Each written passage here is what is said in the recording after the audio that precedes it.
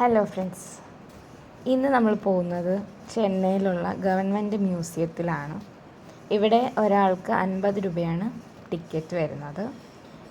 ഏകദേശം 7 ബിൽഡിങ്ങിലായിട്ടാണ് ഇവിടെ എല്ലാം നമ്മളുടെ ആർക്കിയോളജിക്കൽ പരമായ, അതുപോലെ നാണയങ്ങൾ, അതുപോലെ ആന്ത്രോപോളജി, അങ്ങനെ കുറേ പെയിൻറ്റിങ്ങുകൾ, അങ്ങനെ കുറേ സാധനങ്ങളാണ് കൺസർവ് ചെയ്തിട്ടുള്ളത്. ഏകദേശം 7 ബിൽഡിങ്ങിലായിട്ട് ഉണ്ട്. അപ്പോൾ 50 രൂപയാണ് ഇവിടുത്തെ ടിക്കറ്റ് റേറ്റ് വരുന്നത്.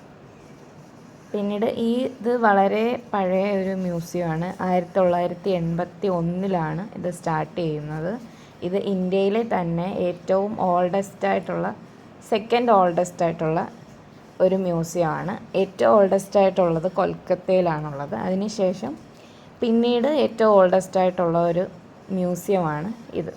അപ്പോൾ ഇവിടെ പല പെയിൻറ്റിങ്ങുകളാണ് നമ്മൾ ആദ്യം കയറിയത്.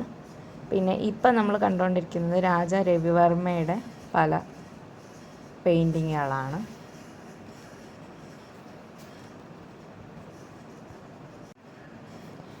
ഇത് നമ്മളിപ്പോൾ കാണുന്നത് ചന്ദനത്തിലുള്ള പെട്ടികളൊക്കെയാണ്. പിന്നെ ഇതൊക്കെ ഓരോ ശില്പങ്ങളാണ്. ഇത് എന്താ പറയുക, ഒരു ടൈപ്പ് ഓഫ് വുഡിൽ തന്നെ ഉണ്ടാക്കിയതാണ്. പിന്നീട് ആനക്കൊമ്പിൽ നിർമ്മിച്ച പലതരത്തിലുള്ള ശില്പങ്ങളും ഇവിടെ ഉണ്ട്.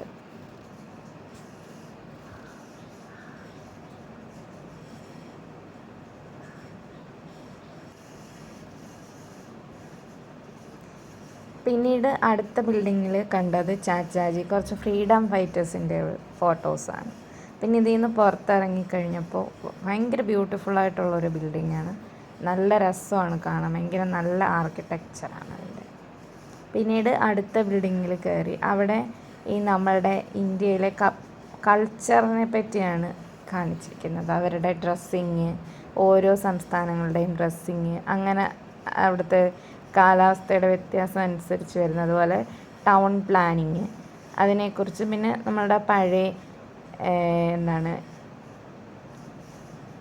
സിവിലൈസേഷൻസിനെ പറ്റിയൊക്കെയാണ് പറയുന്നത്.